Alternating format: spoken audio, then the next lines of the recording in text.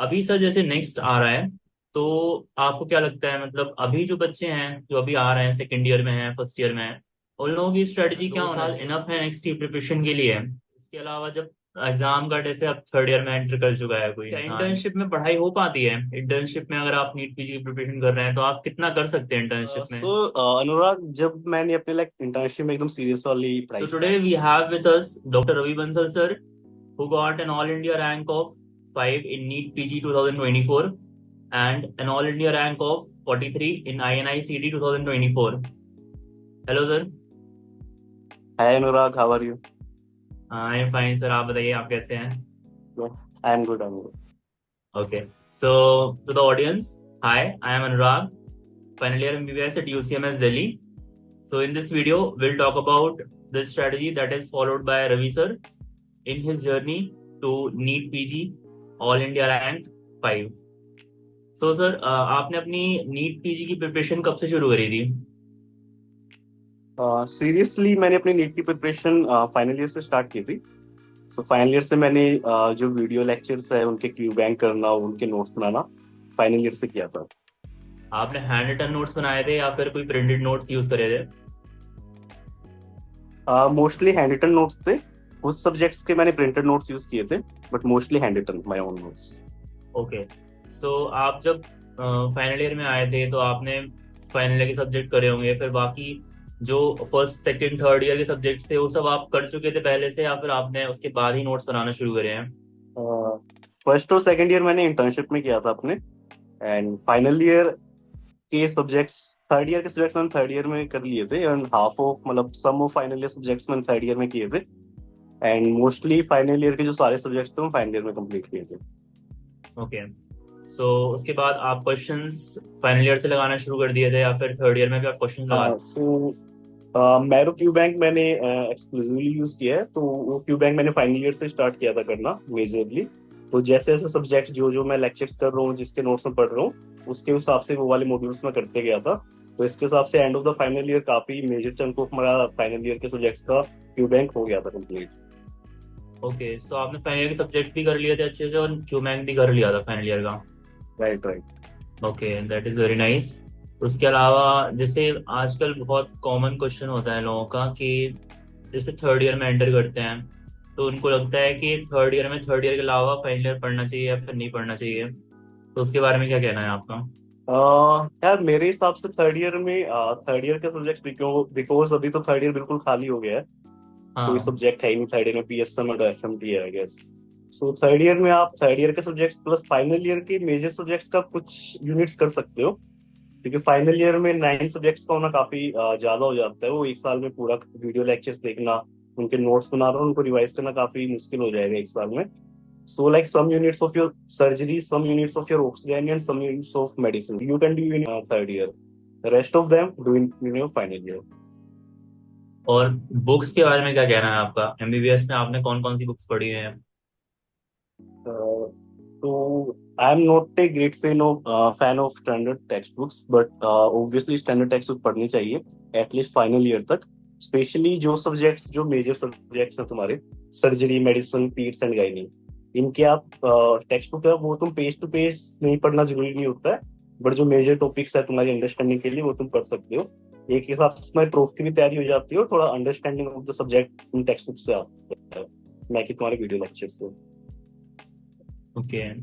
सो ऐसी कौन सी बुक्स हैं एमबीबीएस में जो बिल्कुल पढ़ना ही है? So first of all, path की बुक रॉबिन्स।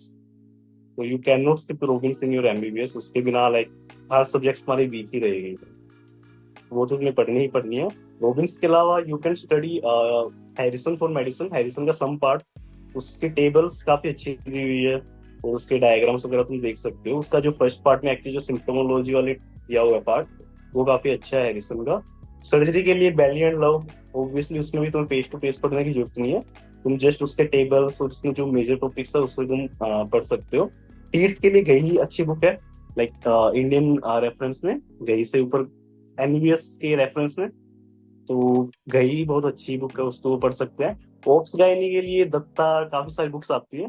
सो मैंने नहीं पढ़ी है, बट डेफिनेटली उसको तुम रेफर कर सकते हो पढ़ने के लिए। बाकी बात रही शॉर्ट सब्जेक्ट्स की, तो उसके लिए मैं आई डोंट थिंक कि स्टैंडर्ड टेक्स्ट बुक पढ़ना कोई तुम्हारे लिए कोई कंपलसरी है पढ़ना है, फिर ज्यादा कुछ पढ़ने से कुछ मिलेगा। क्योंकि फर्स्ट ऑफ ऑल उनकी स्टैंडर्ड टेक्स्ट बुक अवेलेबल नहीं है फॉर एमबीबीएस करिकुलम। और जिनकी अवेलेबल है वो like this is so wild कि तुम उसको पढ़ भी नहीं पाओगे, और फॉर ए शॉर्ट सब्जेक्ट उसके लिए इतना टाइम इन्वेस्ट करना ज्यादा मतलब की बात है भी नहीं। तो उसके तुम अपने पीजीज के लिए, पीजी में ये तुम सब्जेक्ट में करते हो तो उसके लिए छोड़ दो, बाकी जो मेजर सब्जेक्ट है उसके तुम टेक्स्ट बुक पढ़ सकते हो। ओके, सो ऑडियंस के लिए आप लोग मेरा एक और वीडियो देख सकते हैं, उसमें we have discussed with Ravi sir about his journey during NEET UG, MBBS and NEET PG selection. So you can refer to this video for detailed discussion of this part. So we'll talk about the possible strategy in this video.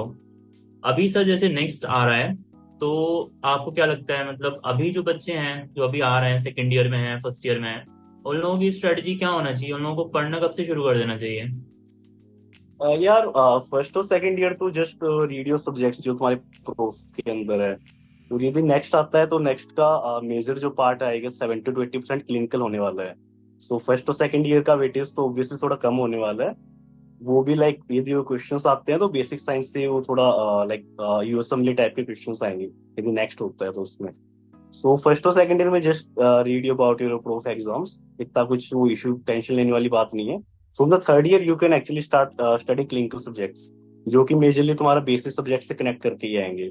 So from the third year you should start from next if you are studying for NEET PG in the current scenario. So you should start from third year. You can do some part of final year in third year, but seriously, you should start from your final year. Because if you are in a college where internship is active, you will not get so much time in your internship to completely study all the 90 subjects. Okay, सो अगर जैसे कि मतलब जो next वाला batch है उसका pattern भी change होने वाला है, तो उसमें आपको पता होगा around 120 question from medicine and allied subjects, 120 questions from surgery and allied subjects, and वो सब स्टार्ट फाइनल ईयर से ही हो जाना है। तो क्या ठीक है थर्ड ईयर से प्रिपरेशन शुरू कर देना, या फिर और पहले से प्रिपरेशन शुरू कर देना चाहिए? यार थर्ड ईयर से मेरे हिसाब से तो सही है। क्या 2 साल इनफ है नेक्स्ट की प्रिपरेशन के लिए? यार मोर देन इनफ है। लाइक 2 साल भी तुम्हें नहीं चाहिए होते हैं। 2 साल तो एक्चुअल में like you are studying your final year subjects for your final prof. उसके लिए तुम कोचिंग प्लेटफॉर्म ही यूज करते हो मोस्टली फाइनल प्रूफ का पढ़ने के लिए। सो उस साल को तुम प्रूफ की प्रिपरेशन में भी काउंट कर सकते हो, नीट की प्रिपरेशन में काउंट कर सकते हो। एक्चुअल प्रिपरेशन जो होती है वो तुम्हारे एग्जाम का जो 1 साल पहले होता है उसमें ही होती है। सो 2 year is more than enough for preparing for an exam, PG entrance examination. इसके अलावा जब एग्जाम का जैसे अब थर्ड ईयर में एंटर कर चुका है कोई इंसान एंड ही और she is preparing for next, तो पढ़ाई के अलावा किसी और चीज में टाइम देना चाहिए या नहीं देना चाहिए? यार ऑब्वियसली देना चाहिए। मतलब you are in college, you are in your third year, so like academic plus non-academic, there should be a balance between both things. Okay, तो मतलब पढ़ाई भी करो साथ में, अपनी लाइफ में बैलेंस भी रखो, work life balance. Obviously. Okay, इसके अलावा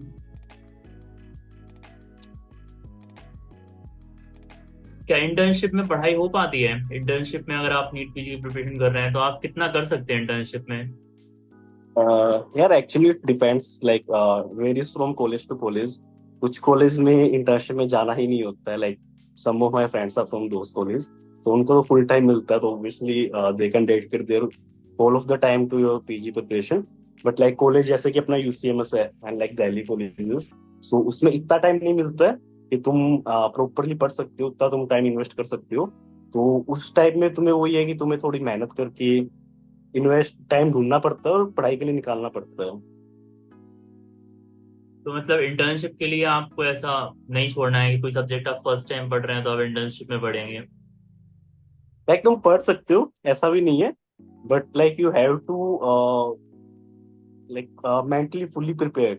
लाइक इंटर्नशिप में विद ड्यूटीज पढ़ाई करना कैन बी हेक्टिक, तो उस पार्ट को संभालने के लिए थोड़ी थोड़ी आदत भी हो जाती है धीरे। बट वो पार्ट थोड़ा सा स्ट्रेसफुल हो जाता है, क्योंकि लाइक तुम 12 आवर ड्यूटी कर रहे हो, उसके बाद तुम रात को 9 बजे आ रहे हो, उसके अगले दिन तुम पढ़ रहे हो उसको आके, तो काफी कई बार डिफिकल्ट भी हो जाता है मैनेज करना। सो वो तुम्हारे दिमाग में होना चाहिए कि लाइक इंटर्नशिप में तुम उतना टाइम डेडिकेट नहीं कर पाओगे।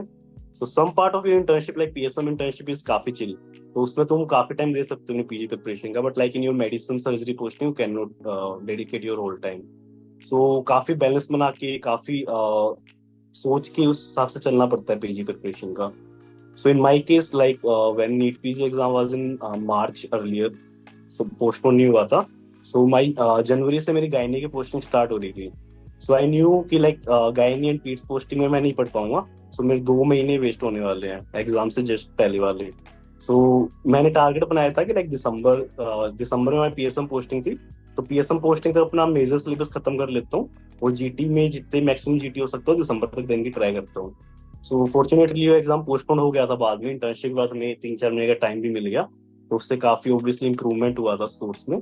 बट ये फैक्टर नहीं लेके तुम्हें चलना पड़ेगा कि इंटर्नशिप में तुम्हारा टाइम जो है थोड़ा बहुत ड्यूटीज की तरफ जाएगा। इसके अलावा आपका स्कोर क्या रहता था जीटीएस में? जब मैंने अपना पहला जीटी दिया था, it was in June, second और थर्ड वीक ऑफ जून। सो उसमें मेरे आई गेस 135 और 140 करेक्ट हुए थे। सो उसमें तो रैंक मेरी आई गेस 700-800 के आसपास थी। And in my last mock GT before NEET PG I got all India rank 5 in those GT and I got 181 correct I guess. Okay, तो आपका जीटी में जितना रैंक आया उतना ही नीट पीजी में आया। दिस इज हाँ, nice. Like there were 2 mocks actually, like postpone हुआ था ना नीट, तो लाइक 23 जून से पहले वाला नीट का मॉक हुआ था, उसमें मेरी शायद आई गेस 6th रैंक आई थी, और जो लास्ट वाला मॉक हुआ था उसमें 5th रैंक आई थी। नाइस।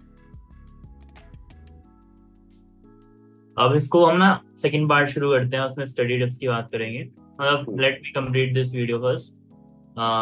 ओके सर, काफी अच्छा लगा आपसे बात करके। आई होप काफी लोगों को ये हेल्प करेगा उनकी नीट पीजी प्रिपरेशन में, आईएनआईसीटी की प्रिपरेशन में। मुझे भी काफी हेल्प करेगा in future. Thank you sir. You are welcome. Okay, and for the audience, description में मैं एक इंस्टाग्राम की लिंक शेयर कर रहा हूँ। वो सर का पेज है। आईएनआईसीटी में कुछ डिफरेंट क्वेश्चंस आते हैं, उस क्वेश्चंस के बारे में सर बता देंगे, फिर मैं कंप्लीट करता हूँ इस बात को। उस पेज के बारे में कुछ बताइए सर। सो अनुराग, जब मैंने अपने लाइक इंटर्नशिप में एकदम सीरियस वाली पढ़ाई स्टार्ट की थी नीट के हिसाब से, सो उस टाइम लाइक मैंने रियलाइज किया कि जो जितने भी प्लेटफॉर्म, जितने भी कोचिंग है, उन सबका फोकस नीट पीजी पे होता है, because NEET is the final target for almost all the medicals. But INICET एक ऐसा एग्जाम है जिसके में थोड़ा कम फोकस रहता है, उसके जीटीज भी कम रहते हैं, और आईएनआई टाइप के क्वेश्चंस भी काफी कम रहते हैं, क्यू बैंक वगैरह में देखो। और आईएनआई ऐसा टाइप का एग्जाम है जिसमें लाइक 20 to 30 ऐसे ट्रिकी क्वेश्चन आते हैं जो होते सिंपल है, जिसमें पता होता है, बट वो थोड़ा सा लाइक ऑप्शंस में या फिर कुछ अलग करके वो दे देते हैं। सो लाइक वहां पे जो मेरे को गैप फील हुआ था, हालांकि मैंने तो काफी ट्राई करके उसको पूरा करने की कोशिश की थी। सो इसी हिसाब से मैंने एक पेज बनाया था अपने रिजल्ट्स के बाद में, आईएनआई इनसाइट्स इंस्टाग्राम पे। सो उस पेज पे एक्चुअली मेरा यही प्लान है, अभी तो इतनी पोस्ट में नहीं डाली है, कि जो लाइक थोड़े से एक्स्ट्राऑर्डिनरी क्वेश्चंस जो आईएनआई में आते हैं, या फिर काइंड ऑफ वो कैसे क्वेश्चंस को घुमाते हैं, उस चीज के बारे में पोस्ट डालना, और कैसे उन क्वेश्चंस को जो एस्पिरेंट्स अटेम्प्ट कर सकते हो और आईएनआई में ऑब्वियसली ग्रेट रैंक्स ला सकते हो। डेफिनेटली सर, हम सब ज्वाइन करेंगे। मैं तो फॉलो करा ही हुआ हूँ, एंड मैं बाकी लोगों को भी इंकरेज करता हूँ बाकी लोग भी उसको फॉलो करें। इन फ्यूचर जब सर के पास टाइम होगा सर, उसमें काफी इंपॉर्टेंट स्टेप डालेंगे that will really help you in your preparation. Okay, so इसके अलावा कुछ और ग्रुप के लिंक हैं वो मैं डाल दूंगा, उसमें मैं स्टडी मटेरियल्स अपलोड करा करूंगा, तो you can join. That's it. काफी अच्छा लगा सर बात करके। मिलते हैं नेक्स्ट वीडियो में, उसमें हम सर से स्टडी टिप्स के बारे में पूछेंगे, प्रोडक्टिविटी कैसे बढ़ाएं उसके बारे में पूछेंगे, स्ट्रेसफुल टाइम में कैसे पढ़ाई की सर ने उसके बारे में पूछेंगे। आप लोग भी वो सब कर सकते हैं। So see you in the next video. Okay sir. Okay, thank you Anurag. Thank you sir.